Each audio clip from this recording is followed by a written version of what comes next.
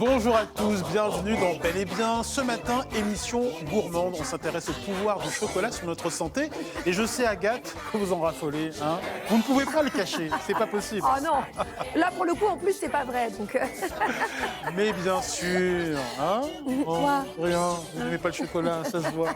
Rassurez-vous, Agathe, vous n'êtes pas seule. Ne dit-on pas, 9 personnes sur 10 aiment le chocolat, le 10e ment. Surtout qu'il n'y a pas de mal à se faire du bien, car le chocolat est plein de vertus insoupçonnées à la fois pour le corps et pour l'esprit. Ce matin, on a donc décidé de vous livrer la recette du bonheur. Ah oui. Agathe, présentez-nous le sommaire de l'émission. Il est gourmand, je vous préviens. Quand le chocolat soigne la tête, on parle de cet antidépresseur naturel avec Elsa Wolinski qui a fait le tour de Paris pour nous trouver le meilleur chocolat chaud.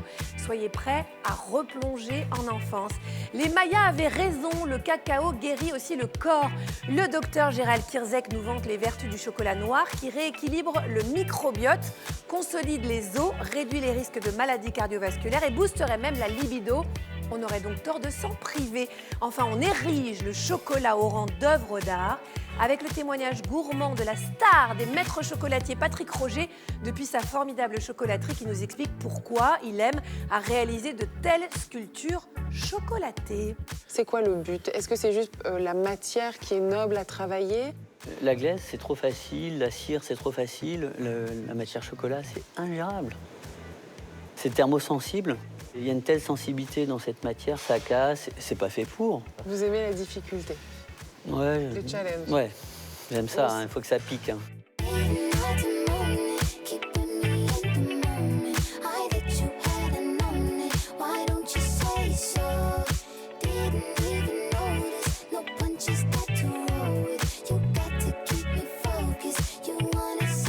Et pour déguster cette émission sans aucune modération, l'équipe de Bel et Bien, nos chroniqueurs Elsa Wolinski, Marie-Treille Stéphanie, André Manoukian et Stan Gusman, mais également notre duo d'experts, le psychiatre David Gourion et la chocologue Victoire Finaz. Bonjour à tous. Bonjour. Avant toute chose, Stan Gusman nous parle de cette délicieuse addiction qui sévit partout dans le monde.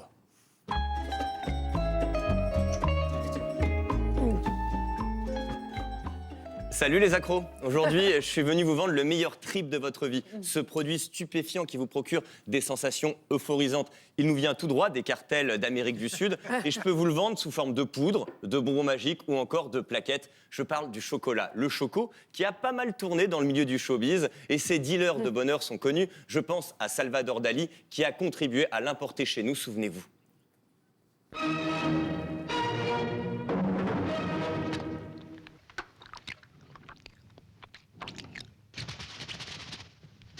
Je suis fou du chocolat lent. Sacré Dali, vous croyez qu'il a trouvé son inspiration tout seul? Non, il se shootait en prenant des bonnes grosses traces de de chocolat, j'entends. Car oui, le chocolat peut vous faire jouir de plaisir à l'image de la pop star Britney Spears. Sneezing and chocolate both have orgasmic feelings to them. Because when I sneeze, I'm like, achoo, it feels so good. And then when I eat chocolate, I have the same kind of feeling, so definitely. Alors, Britney n'a pas tort. D'après un récent sondage réalisé par un site de rencontre sur plus de 4000 femmes, 53% d'entre elles étaient prêtes à se passer de sexe pendant 1 an s'il y avait à choisir entre leur partenaire et du chocolat. Mais alors, que fait la brigade de répression du kiff?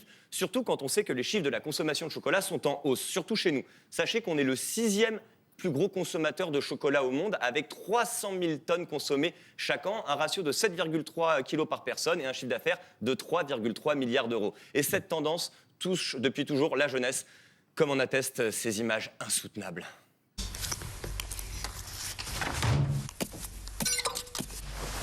Allô, le responsable des poissons rouges? Ah, tu tombes bien, on s'appelle la SPA. Maurice a encore bouffé tous les chocos. Allô, oui, je patiente. 3 d'un coup cette fois. Tu comprends, ça peut plus durer maintenant. Tu pousses le bouchon un peu trop loin, Maurice.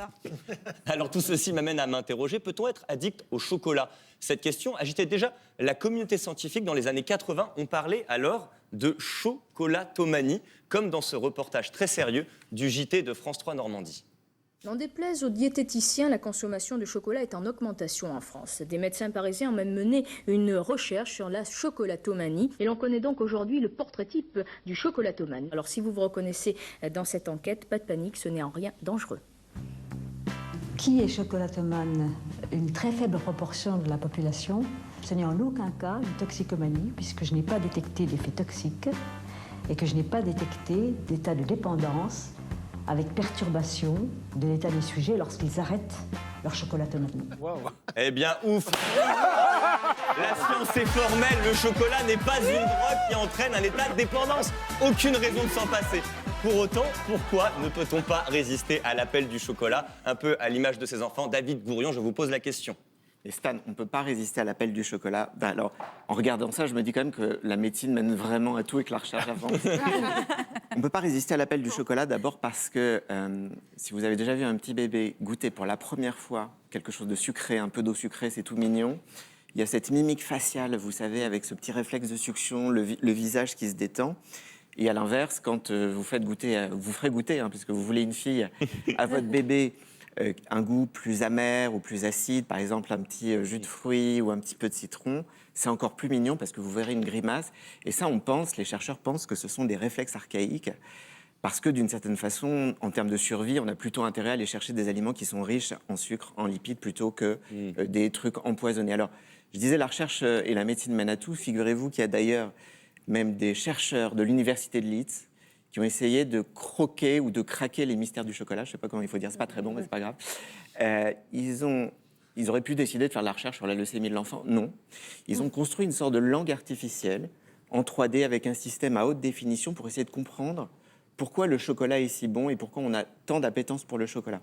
Ils l'ont publié dans une revue très prestigieuse dans Nature. Le titre, c'est Lubricity of Chocolate, a Key Factor. Alors, lubricity, c'est pas un truc coquin, c'est la lubrification du chocolat parce qu'ils ont pu montrer qu'en réalité, l'onctuosité du chocolat et le goût est prolongé et dure si longtemps et si agréable parce qu'il va napper nos papilles gustatives d'une couche de lipides et que cette couche de lipides va maintenir le goût bien plus longtemps. Donc on peut le voir, la science mène à tout et la lubrification est importante dans certains domaines. Eh bien écoutez, ça c'est dit. André, ça va? Vous n'êtes toujours pas perdu tout. Moi aussi, je veux que mes lipides soient nappés absolument de chocolat. Mais oui. De toute façon, vivez les lipides, hein, on va se le dire maintenant. Il est temps, après 2 ans d'émission. Donc le chocolat nous passionne. Comme on atteste d'ailleurs le succès du traditionnel salon du chocolat auquel Sarah Kadour a eu la chance de se rendre. Ce matin, je me suis rendue au Salon du Chocolat à la porte de Versailles, dans le 15e arrondissement de Paris. Dégustation, atelier et défilé, le Salon du Chocolat, c'est l'événement gourmand incontournable des amoureux de cacao. Et ça tombe bien, j'en raffole. Je suis au paradis, je suis au royaume du chocolat. Suivez-moi, on va se régaler. Chocolat! Aimez-vous le chocolat? Oui, beaucoup. Énormément. J'adore le chocolat. On adore même. Celui-là, c'est les petits gâteaux. Je peux goûter ça. Allez, un. Allez, un. Allez. Oui. Attendez, en fait, ça, c'est une sorte de chocolat. Vous avez changé, vous étiez plus généreux à une époque, hein? Ah bah oui, mais j'avais pas dépensé tout ça. Voilà. On aime le chocolat. Et comment on fait pour manger ça? Je ne sais pas encore. On se met à plusieurs, On va voir. On peut voir. Sachet de truffes à noix de pécan. Allez-y. Si. Oh. De toute façon, elles vont pas rester longtemps à mon avis. Qu'est-ce que ça provoque comme bienfait chez vous, le chocolat? Ça me détend. C'est jouissif, surtout pour le moral. C'est bon pour le moral. Tout à fait, oui. C'est bon. C'est bonbon, oui. Quels sont les bienfaits sur votre santé, sur votre vie? Alors bon, déjà, c'est un énergisant naturel. J'ai un coup de barre. Coup de barre. Là, tout de suite. Barre. J'ai un coup de barre, il faut vite que je me remette. Qu'est-ce que ça provoque en vous comme sensation, comme bienfait? De la douceur, de la gourmandise, le confort, c'est le chocolat. C'est un goût que je connais depuis ma plus jeune enfance. C'est quelque chose qui donne de l'émotion, tout simplement. Voilà. Une joie de vivre, un bien-être immédiat. Ouais!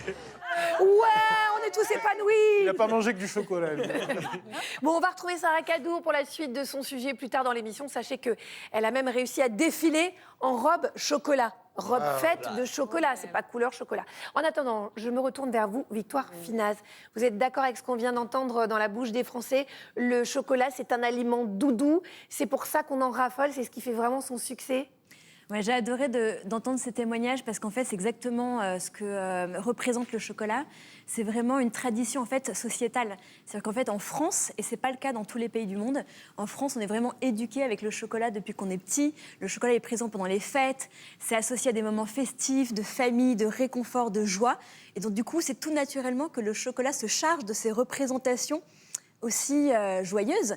Et c'est pour ça que quand on a un petit coup de blues, manger un carré de chocolat, c'est pas anodin. C'est aussi se rappeler tous ces moments en fait de chaleur et de réconfort qu'on peut retrouver avec la dégustation. Victoire Finaz, c'est quoi une chocologue? Une chocologue, c'est un nouveau métier que j'ai créé. J'étais tellement passionnée de chocolat que j'ai créé mon métier sur l'expertise du chocolat. Donc en fait, c'est voyager dans les plantations de cacao, c'est comprendre, un peu comme l'œnologie, comment se forme le goût du cacao, de la cabosse jusqu'à la tablette de chocolat. Alors, c'est un métier suffisamment original pour que ça excite un peu notre curiosité. Si vous êtes vraiment une experte, c'est que vous devez pouvoir reconnaître tous les chocolats qu'on vous propose. Voici la séquence l'aile ou la cuisse. Vous allez donc goûter à l'aveugle, Victoire, le chocolat d'un grand chocolatier, que nous recevrons d'ailleurs plus tard dans cette émission, et un chocolat qui se trouve devant vous, et vous devez reconnaître, rien qu'au goût, qui est celui qui a fabriqué ce chocolat. Alors, vraiment, c'est sans trucage. Hein. Ouais. Ne nous décevez pas, Victoire. Ce serait vraiment très dommage en début d'émission. Je suis d'accord avec vous.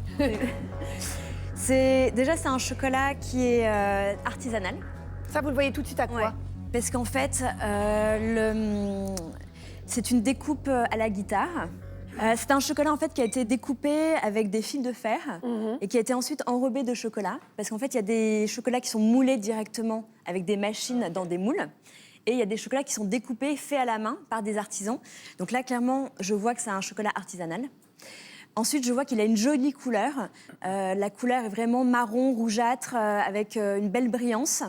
Je sens aussi qu'il a un fort goût de cacao. C'est-à-dire que ça sent vraiment le cacao presque de plantation. En fait, on sent qu'il y a vraiment un caractère. Alors, c'est un chocolat qui a un enrobage très fin, très craquant. La ganache, elle est vraiment très onctueuse, très soyeuse en bouche. Elle n'est pas du tout grasse, elle est très mielleuse comme j'aime, en fait. Et il me semble que c'est la manufacture Ducasse. Ah, bien joué. Et vous auriez pu, dès que vous l'avez vu, vous vous êtes dit c'est Ducasse? Franchement. Il y a un aspect, en fait, c'est plutôt l'aspect visuel qui va pouvoir vous aider à...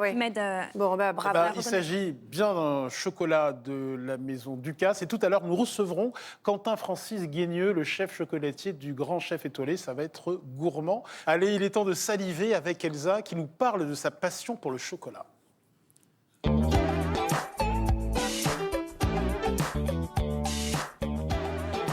Alors oui, moi effectivement, Victoire, sachez que le chocolat c'est toute ma vie. Mais alors vraiment toute ma vie, j'en mange quand je vais pas bien, très souvent. J'en mange quand je vais bof, j'en mange quand je vais très bien, enfin j'en mange tout le temps. Il y a même des fois où pendant 3 jours je me dis non, t'arrêtes, tellement j'ai hâte de le retrouver. Je me dis oh ça fait 3 jours que je t'ai pas vu, oh ça fait tellement de bien de te voir. Et vraiment il fait partie réellement de ma vie.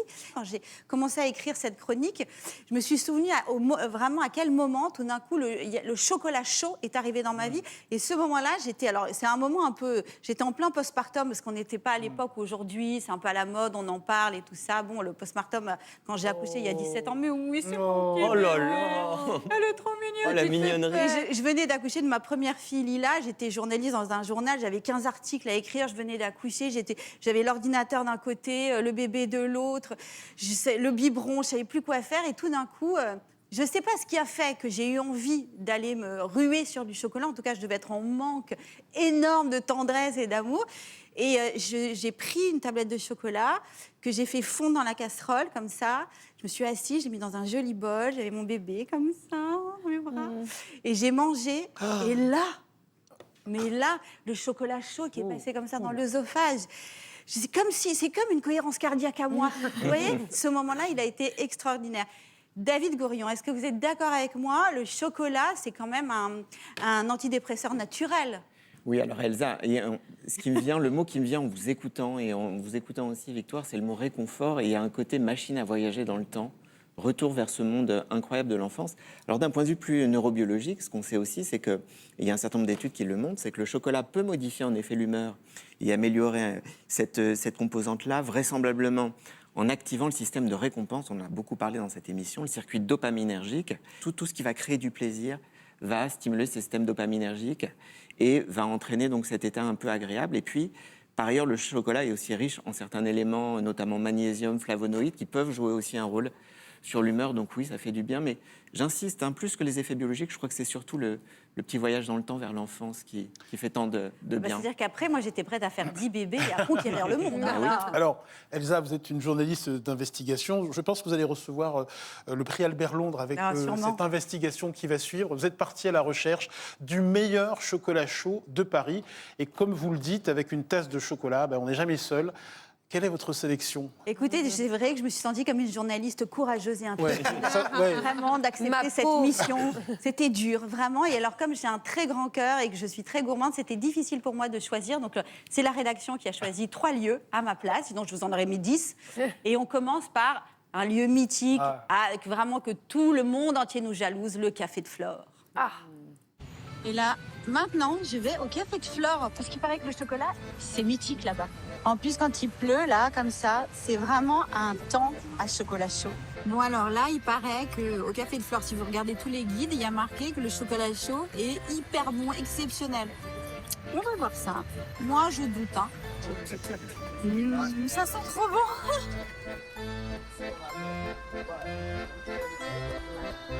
Je suis un petit peu déçue. Pourtant, je les aime beaucoup à faire, mais je suis un petit peu déçue. Moi, j'aime le chocolat bien épais. C'est lui qui fait que tu as du mal à te relever après. C'est celui-là qui parle à ton âme. Lui, il parle à mon cœur. Il ne parle pas à mon âme. Alors quand même, non, il était bon, mais c'est vrai qu'il n'était pas assez onctueux.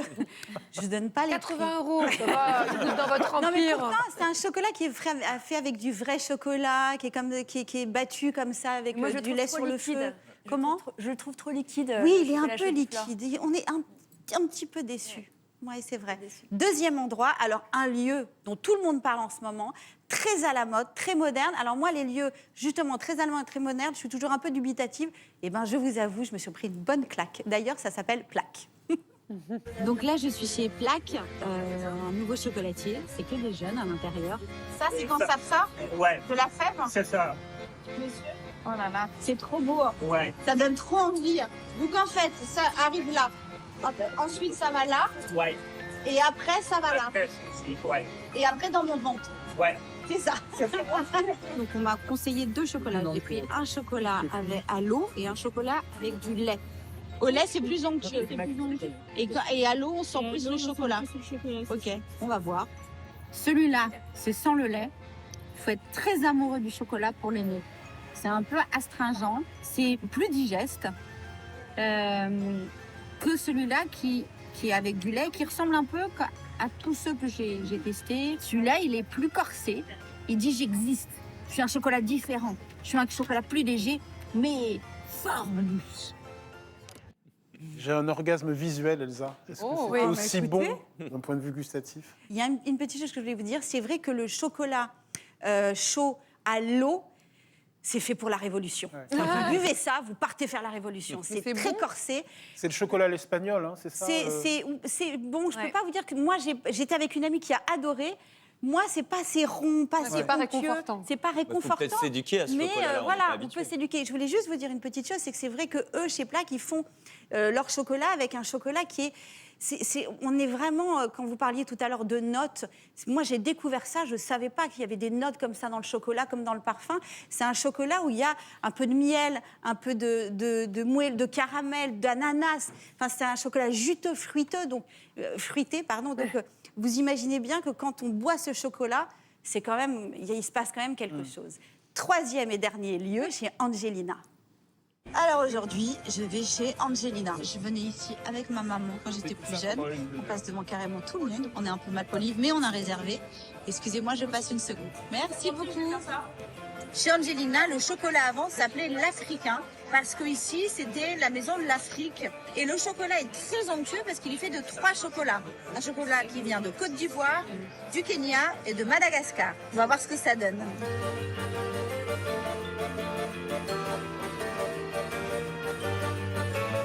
Celui-là, c'est quand même... Celui-là, c'est quand même une tuerie. Oh là là là. Oh là là là là. Tu sais quelle est la... Tu sais comment...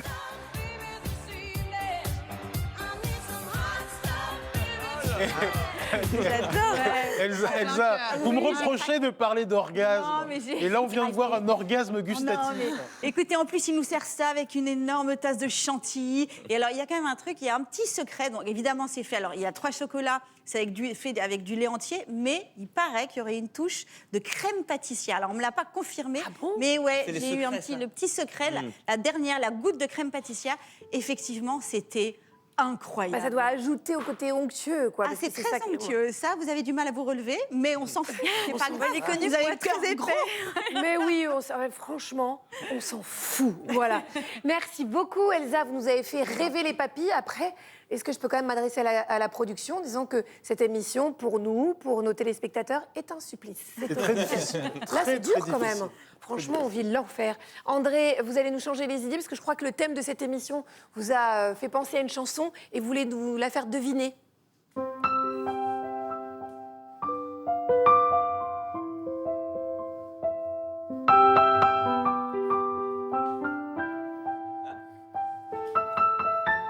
Ah, ça sent la Belgique.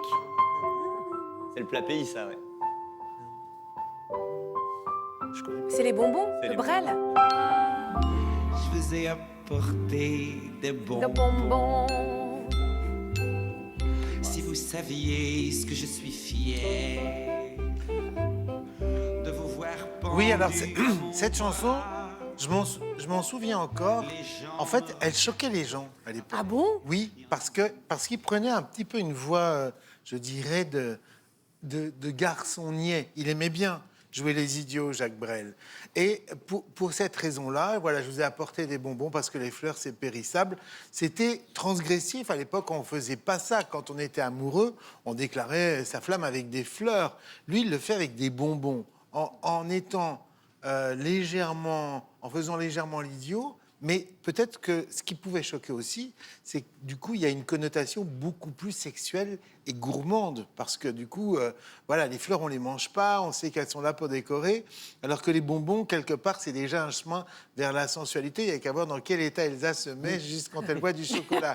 Moi, je suis un petit peu comme Jacques Brel, je suis aussi un épicurien.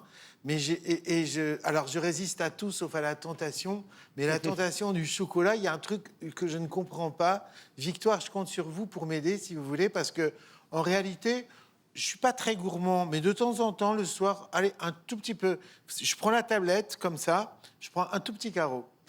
Et là, c'est voilà, C'est le fini. petit carreau, c'est un deuxième carreau, un troisième carreau, au bout d'une rangée complète. Et si mes gosses m'arrachent pas le truc, je peux la finir. Il y a 2 éléments qui rendent addictifs et qui nous rendent compulsifs au chocolat. C'est le sucre. Donc plus on mange du chocolat au lait ou blanc ou des gourmandises sucrées, plus on a envie d'y revenir, parce que c'est l'appel du sucre. Et la deuxième chose, c'est la texture. Plus c'est croustillant, plus ça excite le cerveau. Et donc du coup, voilà, tout ce qui est praliné croustillant, truffe croustillante, ça crée quelque chose, une excitation, du coup, hop, on termine le paquet. Et donc, du coup, c'est vrai que dans mon livre, justement, Chocolat du plaisir à la santé, je parle des bienfaits et je parle aussi quel chocolat il faut déguster et comment il faut le déguster. Et c'est vrai que pour inviter à la dégustation, il faut plutôt prendre du chocolat noir. Parce que le chocolat noir, déjà, c'est tellement tannique, c'est tellement nourrissant que déjà, ça cale. Et je ne connais pas une personne qui se goinfre de chocolat noir, qui termine la tablette dans l'heure. C'est pas possible. Même moi, je le fais pas. Non. Et je suis une référence. Donc du coup, même moi je le fais pas. Et je suis une référence, Elsa. Donc c'est vrai que le chocolat noir aide justement, il y a tellement d'arômes, ça aide à faire la pause, à sentir tous ces arômes qui se développent en bouche et à être rassasié très rapidement. Ce qui n'est pas le cas avec les chocolats moins forts en cacao. Merci. Merci beaucoup, Victoire Finaz. Dans un instant, vous nous apprendrez à déguster un bon chocolat noir pour en savourer toutes les saveurs, parce que oui, comme pour un grand cru, ça s'apprend. Mais juste avant, on retrouve à nouveau Sarah Kadour qui s'est rendue au Salon du chocolat.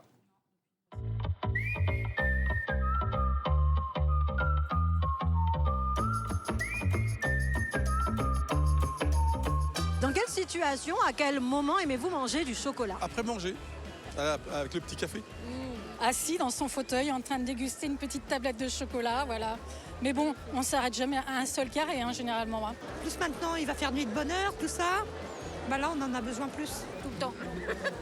Je suis accro au chocolat. Je peux me passer de cigarettes, mais je peux pas me passer du chocolat. Vous est-il déjà arrivé d'utiliser le chocolat pour un usage non alimentaire? Non. Vous avez l'air d'être experte, moi non. Désolé. Ah, vous êtes grillé là. Pouvez-vous décrire votre relation avec le chocolat en une seule phrase? L'amour, toujours. Amour raisonnable. Peut-être égoïste. Le chocolat, il donne beaucoup. Moi, je donne pas beaucoup en échange. Vive le chocolat! Chocolat bel et bien. Chocolat bel et bien. Chocolat. Vous aimez le chocolat? J'adore! Eh bien, moi aussi. Et il est temps de me remplir la panse. Tel Jacques Chirac au Salon de l'Agriculture, je vais goûter à tous les stands. Quand c'est gratos, on dit jamais non.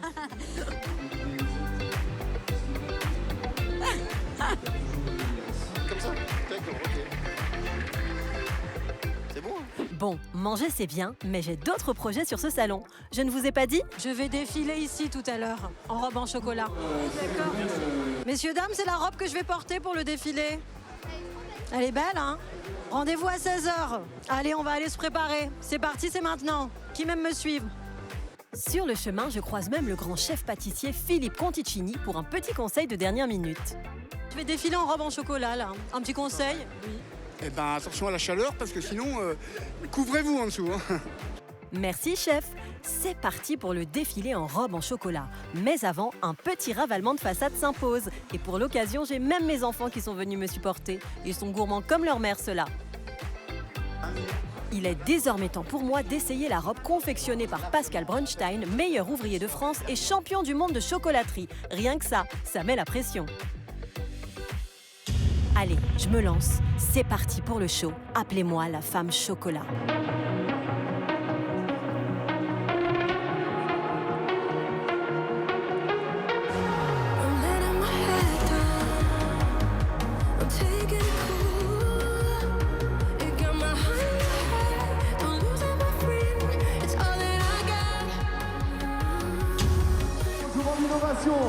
Champion du monde, meilleur ouvrier de France, c'est vous dire le niveau de Pascal Brunstein qui est sur notre podium et Sarah Kadour qui nous fait l'honneur d'être à notre côté, qui est journaliste pour France 2 dans Bel et Bien. Merci beaucoup à vous, Innovation.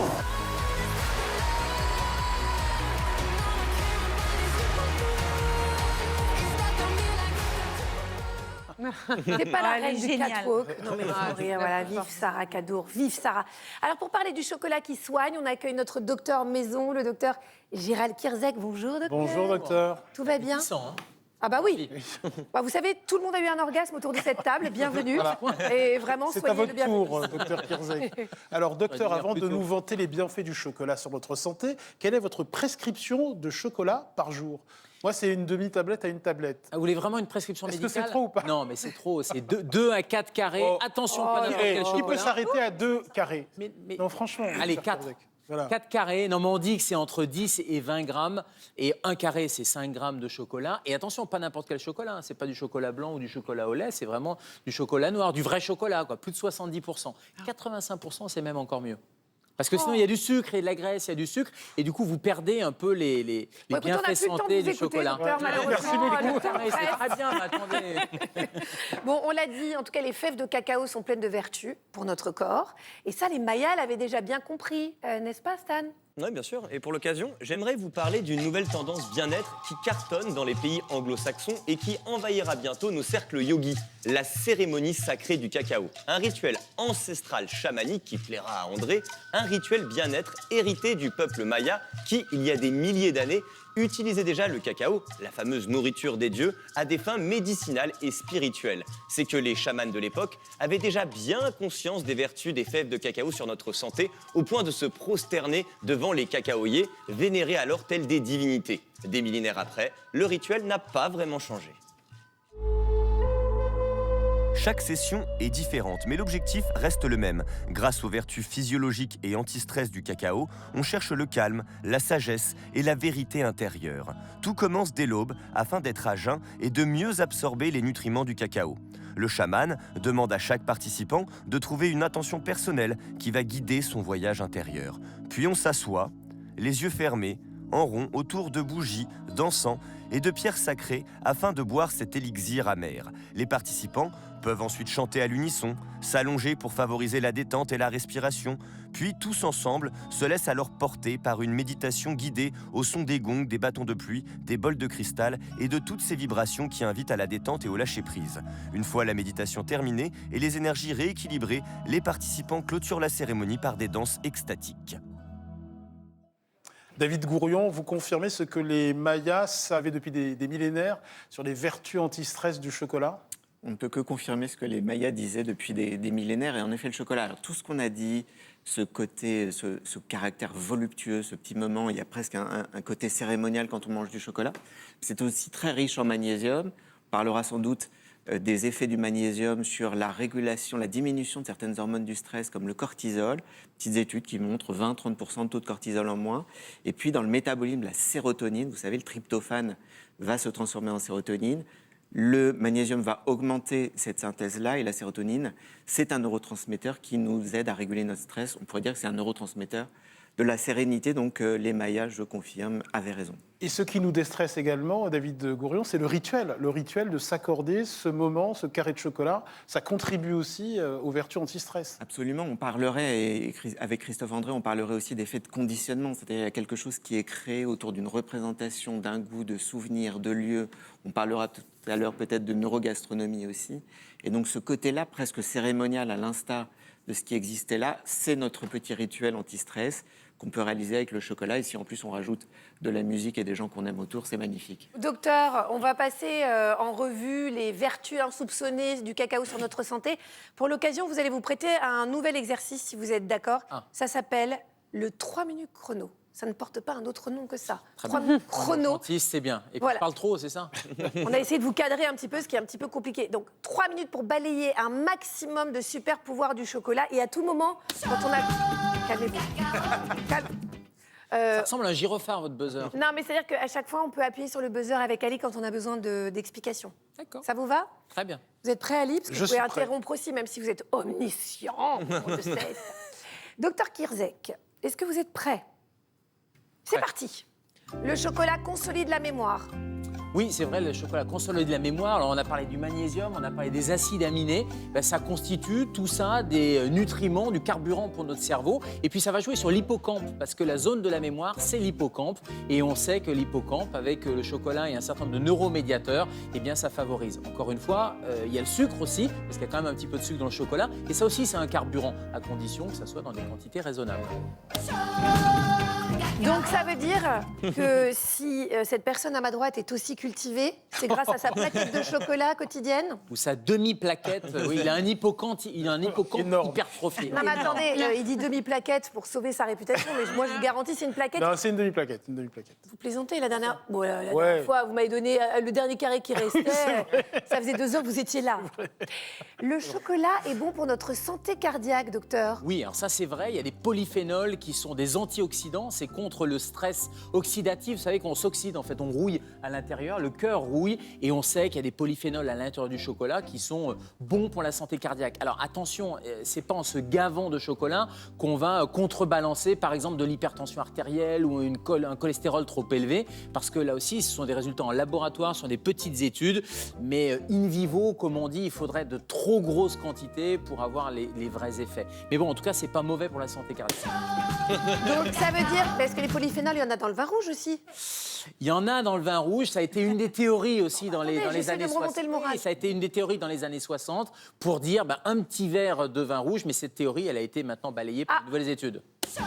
Si on souffre d'insuffisance cardiaque, d'hypertension artérielle, évidemment, ce n'est pas une tablette de chocolat qui va vous soigner. Hein. C'est exactement ce que je disais, ce n'est pas une tablette de chocolat qui va contrebalancer d'autres facteurs de risque cardiovasculaire, mais la notion de plaisir, dont parlait David, est importante aussi. Le fait de se faire plaisir, et le carré de chocolat, ça fait partie de ce plaisir-là, ça va sécréter et mettre en jeu d'autres hormones du plaisir. On parle de l'ocytocine, de la sérotonine, etc. Et rien que ça, c'est positif. C'est le fameux effet placebo, finalement. On s'auto-guérit ou on est plus fort grâce à ce plaisir-là.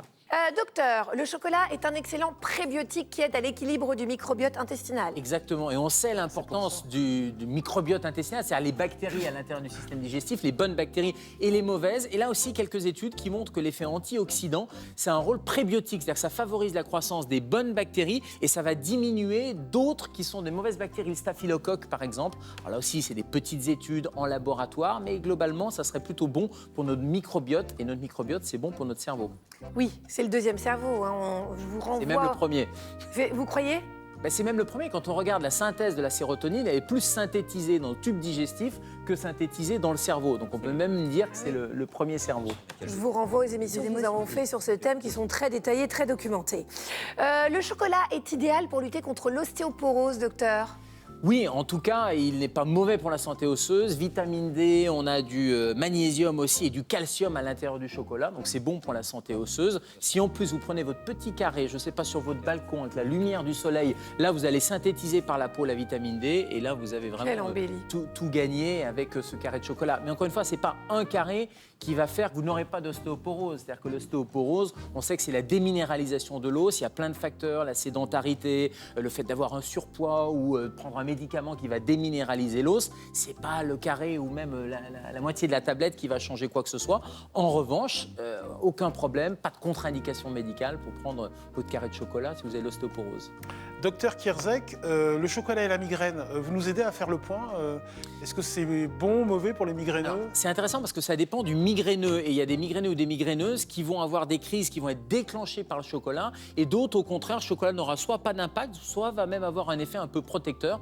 Voilà pourquoi, quand on est migraineux, il faut tenir un agenda, et notamment de son alimentation. Sur une semaine, vous faites un agenda en disant qu'est-ce que j'ai mangé, y compris les quantités de chocolat, etc. Et voir si vous avez plus ou moins de crises, parce que ça peut avoir un effet déclencheur ou un effet protecteur. Et donc là, ça permettra après d'adapter son alimentation. Je parle souvent de la chocologue. Excellent. Vous avez terminé pile à l'heure. C'est incroyable. Bravo, Gérald. Alors, voilà. Merci beaucoup, docteur Gérald Kierzek, pour vos lumières. On sait ce qu'il nous reste à faire, manger du chocolat noir. Quelle belle injonction. À très bientôt, docteur. Dans un instant, on va déguster avec Quentin Francis Guigneux, le maître chocolatier du grand chef 20 fois étoilé Alain Ducasse, qui viendra nous présenter ses dernières créations. Mais avant, on parle d'un autre monstre sacré de la chocolaterie française que Marie a rencontré.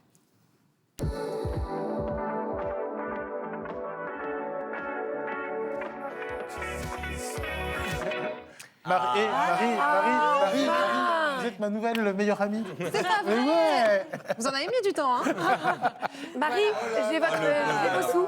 J'ai vos sous. On passe enfin aux choses sérieuses. Voilà. Assez parlé. Bah oui, parce que... C'est quoi au milieu Bon. Donc, on ne peut pas parler de chocolat sans parler de ces petites merveilles.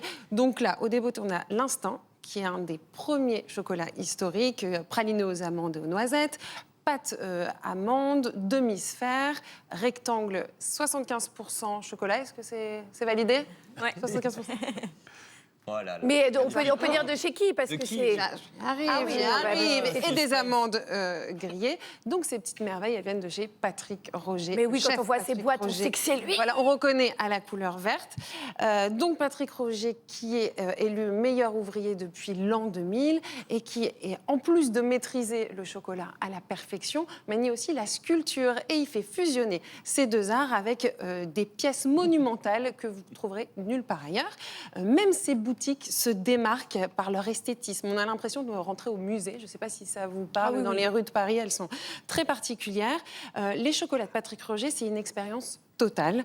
Il nous a ouvert les portes de son atelier à Sceaux pour découvrir les coulisses de la fabrication de ces gourmandises. Allez, salut.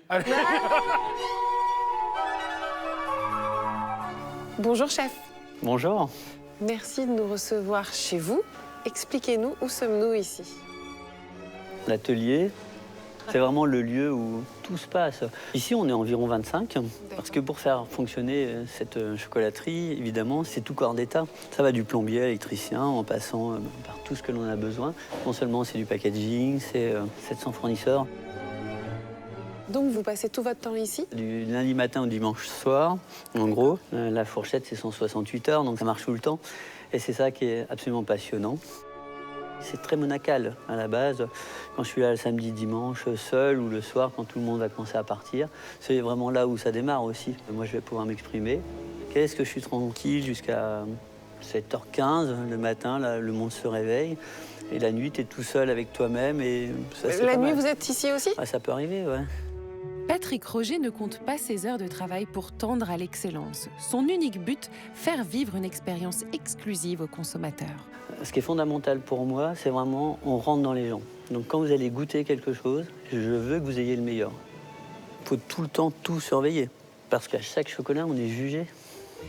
Et le premier client qu'il veut convaincre, c'est lui-même. Pour travailler le chocolat, est-ce qu'il faut être un grand gourmand? Je mange peut-être 4 à 5 000 calories, rien qu'en chocolat par jour. Ah, mais j'aime ça, je pourrais manger le double. Et C'est votre carburant? C'est le carburant. En plus d'être l'un des meilleurs maîtres chocolatiers au monde, Patrick Roger est aussi un sculpteur reconnu, une discipline qu'il a découvert sur le tard, grâce à une cliente qui lui ouvre les portes d'une fonderie où il va apprendre à manier le bronze.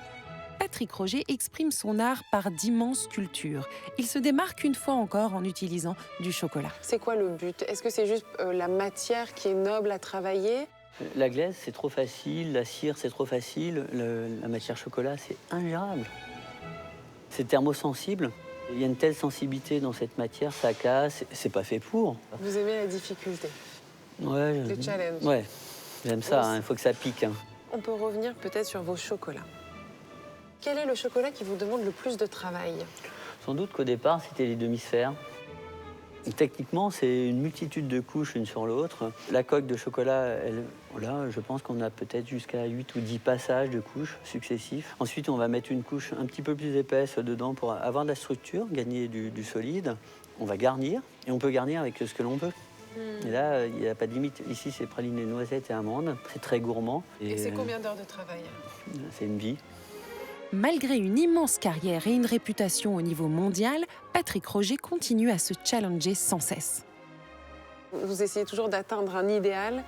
Il ressemble à quoi cet idéal? Aujourd'hui, quand on fait du chocolat, c'est comme les grands cognacs, les grands whisky. C'est énormément d'assemblage. Ça dépend du minéral, du végétal, de l'homme. Comment on va transposer tout ça? C'est fantastique de pouvoir lier. Et je pense que c'est ça le chocolat idéal.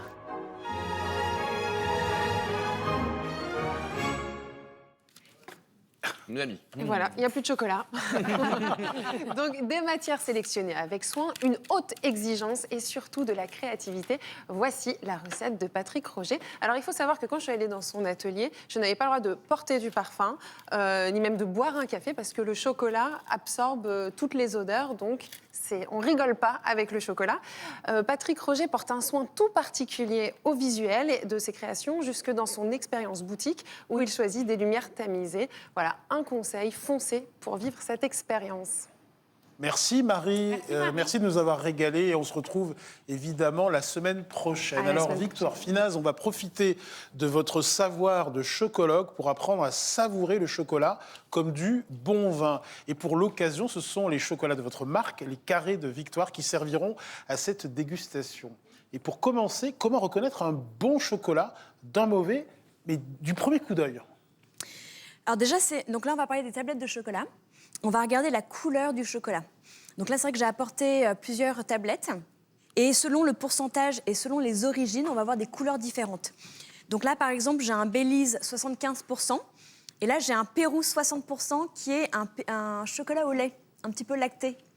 C'est les fameux chocolats au lait, vous savez, très intenses en cacao dont je vous parlais. Donc voilà, et on voit déjà que la couleur est différente. On voit la qualité du chocolat quand la couleur est bien marron. Parce qu'en fait, la fève à l'origine fraîche, elle est de couleur violette ou violette très très claire, voire blanche. Et donc du coup, cette fève, elle va brunir au fil des étapes. Et donc du coup, c'est vraiment important qu'on ait une belle couleur marron.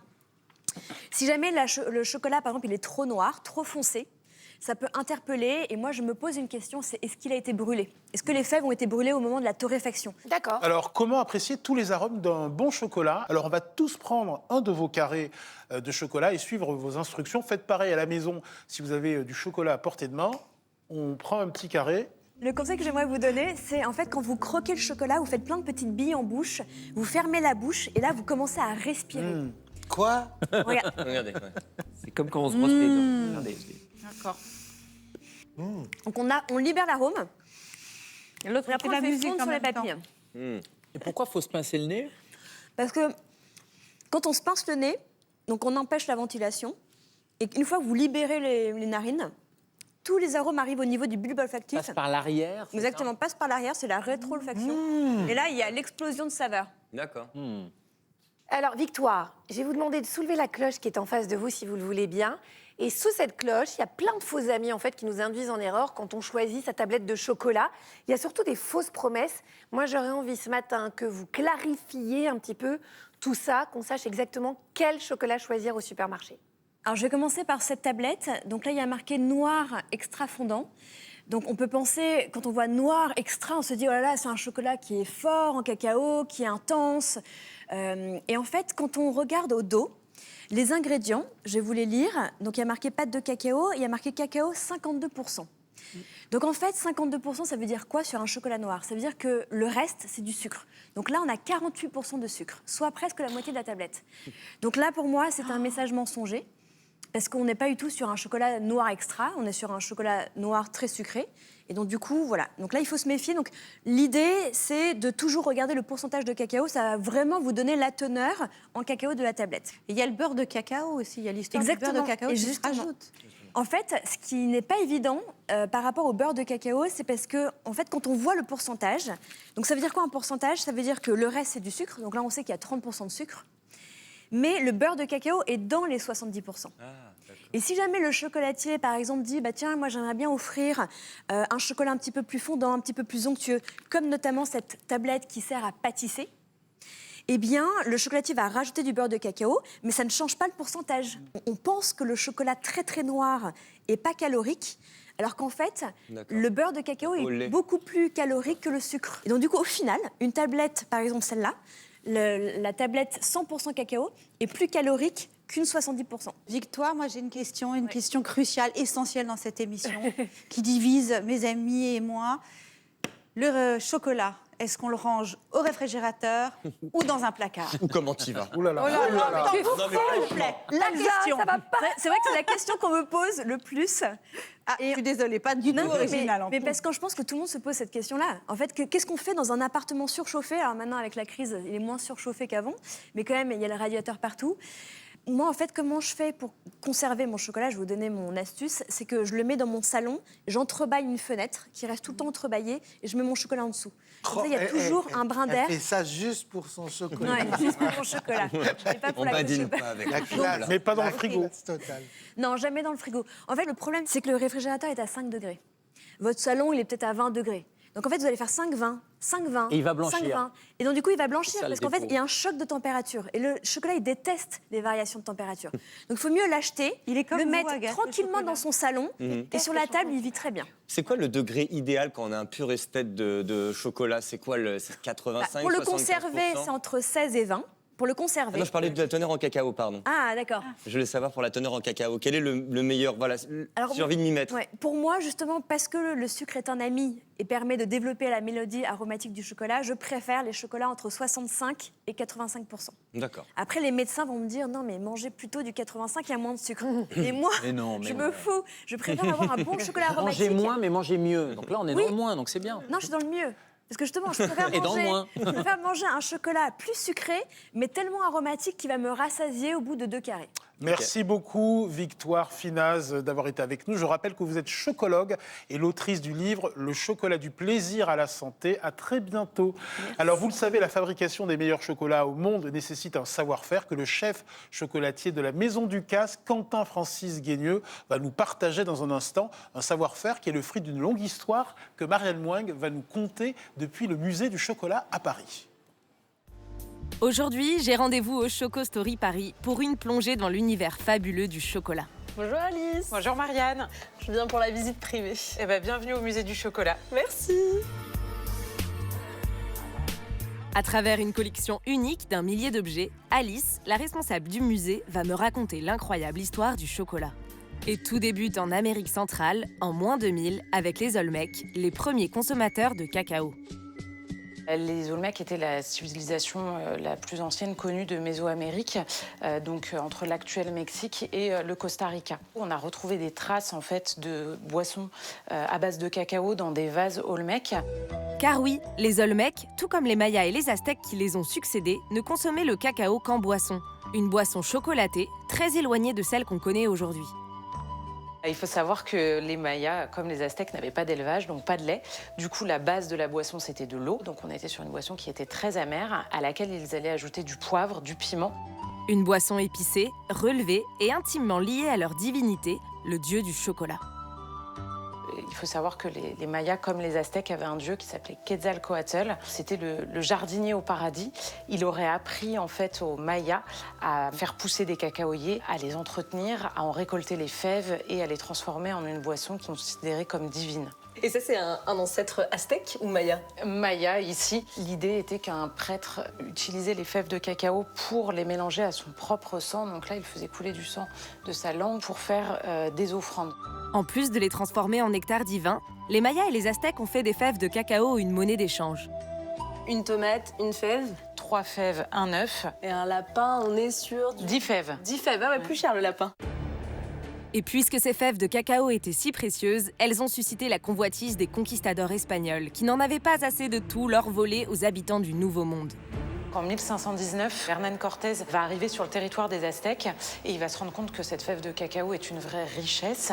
Il va donc en rapporter en Espagne et il va présenter la boisson au roi d'Espagne en 1528 et il va y ajouter du sucre. Et il faut savoir aussi que l'Espagne va vraiment garder cette recette secrète pendant près de 80 ans.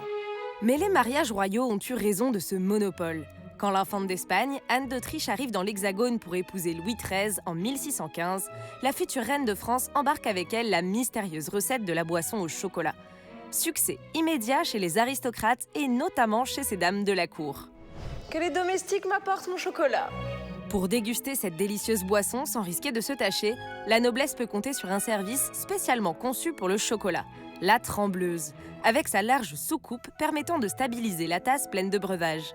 Et regardez-moi cette pièce. La tasse moustache qui permettait aux hommes d'éviter de se salir la moustache avec cette fameuse mousse de lait. Bah oui, parce que la mousse tâche. Vous l'avez ?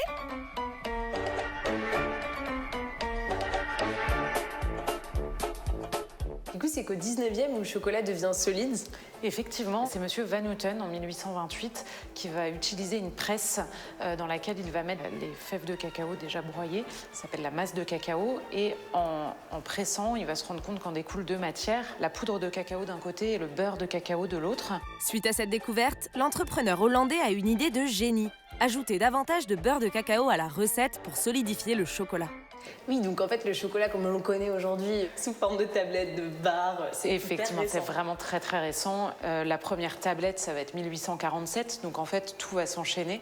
Au 19e siècle, tout s'accélère. Quand les industriels bénéficient de moyens de production modernes pour répandre le chocolat solide dans la société, les colons européens implantent le cacaoyer en Afrique, réduisant ainsi les coûts d'importation.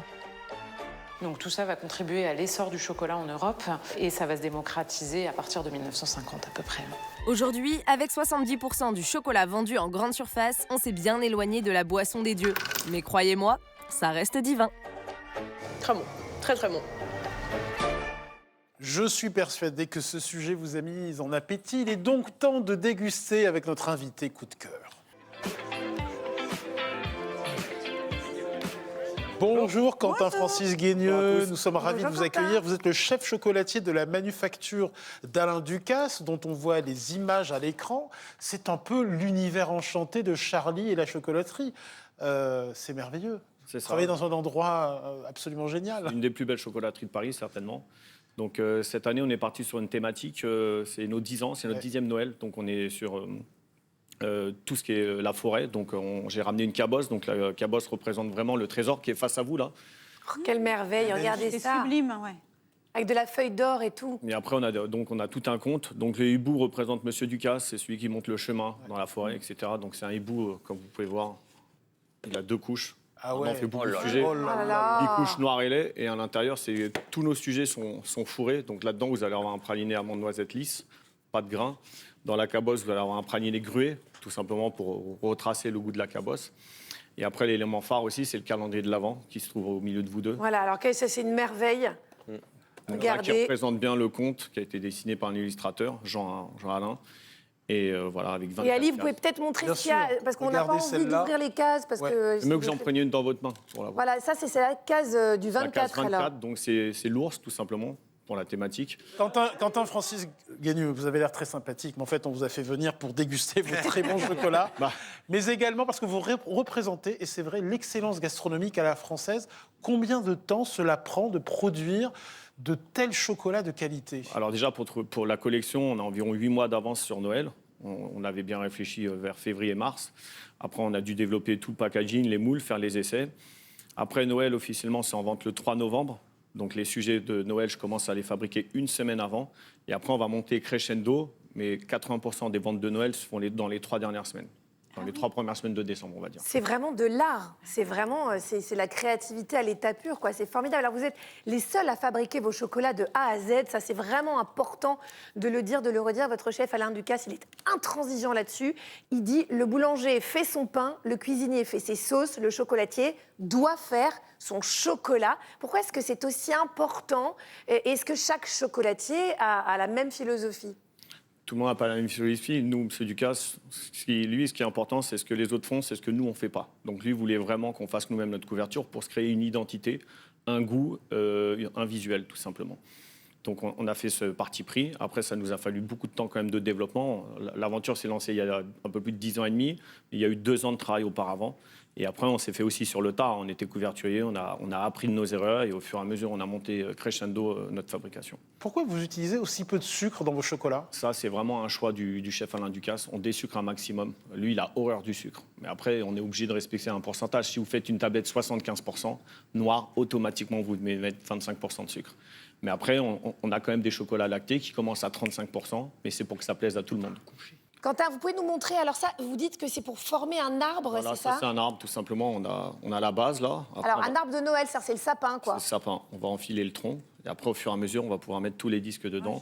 Génial. Jusqu'à la petite pointe. Bon, j'accélère. Voilà, et après, on déguste. Oh là là. Et après, vous dégustez. On le fait en noir et en lait. On fait beaucoup de couleurs mixtes maintenant. Ça évite que les gens, ils savent pas s'ils veulent du lait ou du noir. Donc maintenant, on leur laisse pas le choix. On fait noir et lait, comme ça, il y en a pour tous les goûts. Et moi, l'année dernière, ça existait déjà, parce que moi, on m'en avait offert. Oui, hein, ça je me existait souviens. déjà. C'est vraiment un produit phare également de Noël. Voilà, je vous dis même pas comment il a fini. Elsa, nous, on peut pas faire l'art parce qu'on aura mangé le chocolat avant. C'est un supplice d'attendre 24 jours. Un très beau centre de table aussi. C'est un centre de table, et puis après qu'on grignote, Pour c'est les formidable. enfants, c'est ludique, et pour les adultes, après, vous en chargez. Génial. Et alors, votre signature, Quentin, c'est la tablette au chocolat non conchée. C'est ce que j'ai devant moi. Voilà. C'est qu'elle est assez particulière, si vous regardez bien, parce qu'elle n'est pas symétrique. Pourquoi ce choix? Alors ça, c'est un choix de notre directeur artistique, Pierre Tachon. Il a dessiné cette tablette parce que cette tablette, elle correspond aussi à vos goûts, à vos envies de dégustation. Donc vous pouvez avoir une petite envie, un petit carré, une grosse envie, une grosse barre, c'est comme vous voulez. Ouais, c'est génial. Oui, c'est pas forcément Petit allez, carré, le carré. tout petit carré. Hein. Ouais, mais là, c'est technique, vous pouvez pas en prendre qu'un. Ah, vous goûtez quand même. Non, là, c'est le côté des grands gourmands, là. Laissez-moi ça, Lali. Mais il essaie de me piquer tout mon chocolat. Bon, tenez. Alors, on vous a demandé de venir avec le chocolat le plus osé que vous ayez réalisé. Et je vais demander au très, très, très gourmand André Manoukian de deviner ce qu'il y a dedans. Allez-y, André. C'est faites-vous osé, plaisir. ça veut dire. Oh, il déstructure l'œuf. Vous allez voir. Oh là là, le caramel, non, je peux pas te croire. Dans la main, oh là là. Dedans, il y a un caramel et un praliné. Non, mais là, Miel. Miel de châtaigne, oui. C'est incroyable. Et au-dessus, il y a un crumble. Un praliné crumble avec de la farine de châtaigne également. Attendez, j'ai pas tout saisi là. C'est incroyable. C'est dingue. Ça, c'est dingue. Ça se trouve dans la case 24 du calendrier de l'Avent. Dans la case 24, c'est le dernier jour, c'est le Graal. C'est le petit Jésus en robe de velours. Bon, Quentin Francis Guénieux, merci quand même d'être venu dans cette émission. Non, merci de nous avoir fait saliver. Ce que vous faites, c'est de l'art, c'est exceptionnel. J'espère qu'on a réussi à vous transmettre, vous, chez vous, la qualité de ce chocolat. Là, on parle, c'est vraiment, c'est la crème des crèmes. On peut pas, enfin voilà, on a l'impression de vivre une expérience extraordinaire. Je rappelle que vous êtes le maître chocolatier du grand chef Alain Ducasse et j'invite tous nos téléspectateurs à goûter vos produits. Voilà, si vous avez envie de dépenser un peu de sous, faites-le là-dedans parce que c'est vraiment un plaisir exceptionnel. Et puis je voulais aussi, grâce à Ali, vous présenter ce livre, L'art de la manufacture Alain Ducasse. C'est aux éditions Assouline et c'est un livre qui nous fait découvrir les dessous des manufactures chocolatières. Voilà, donc c'est passionnant. À très vite, j'espère, Quentin. Merci beaucoup. Au revoir. Merci. À bientôt. Merci, au revoir. Oh là là, Merci. oh là là, Quentin. Alors, Bon, depuis tout à l'heure, on vante les effets magiques du chocolat sur notre corps et notre esprit, mais il y a une vertu supposée qu'on n'a pas encore abordée. Le chocolat est-il véritablement un aphrodisiaque, comme certains, notamment dans la publicité, semblent le penser? Qui d'autre pour en parler que notre Dédé merveilleux? Voir le docteur.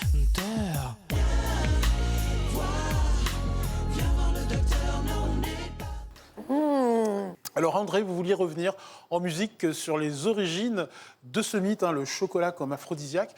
Et pour cela, faites-nous deviner où et quand tout ceci a commencé.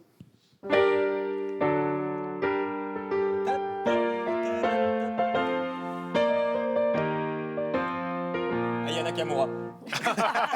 Lully, Ah le grand musicien de Louis XIV, qui était juste un petit saltimbanque découvert par la mère de Louis XIV, italien. Elle a entendu qu'il avait du talent, elle l'a emmené à la cour. Il a été un des musiciens les plus prestigieux, un des plus grands compositeurs qui soit. Alors quel rapport entre Louis XIV et le chocolat? Louis XIV, vous savez que l'Europe est en guerre, à feu et à sang. Le grand ennemi, c'est l'Espagne. Il va épouser la fille du roi d'Espagne, Marie-Thérèse d'Autriche. Elle va venir, donc c'est un mariage un petit peu arrangé, mais elle va quand même venir dans ses bagages avec quelque chose qui pourrait décider Louis XIV définitivement. Et ce quelque chose, c'est le chocolat. Le chocolat, à l'époque, les Espagnols appellent ça la molina. Et ça se boit sous forme de boisson chocolatée. Immédiatement, Louis XIV en raffole, il en ingurgite en cachette jusqu'à 10 tasses par jour. Et en fait, pourquoi? Parce que le roi prête à ce chocolat cette vertu aphrodisiaque. Et on sait très bien aujourd'hui, c'est pas vous qui allez me contredire, cher docteur, que l'effet, il est aussi un peu psychosomatique. À partir du moment où il mange une petite pilule bleue, même si c'est Roquefort. C'est une confession? Ça marche. C'est une confession. Non, c'est mon urologue qui m'a dit ça. Bien sûr. Il paraît que c'est dans la tête. C'est pour ça que je n'avais pas besoin. Alors, très vite, ce breuvage s'installe à la cour, on le consomme. On le consomme. Et on le consume.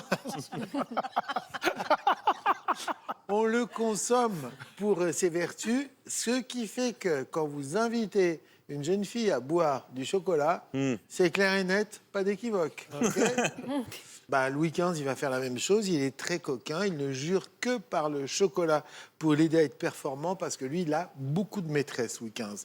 Maintenant, on arrive au marquis de Sade qui, lui, organisait des orgies au chocolat. Ne regardez pas comme ça, s'il vous plaît.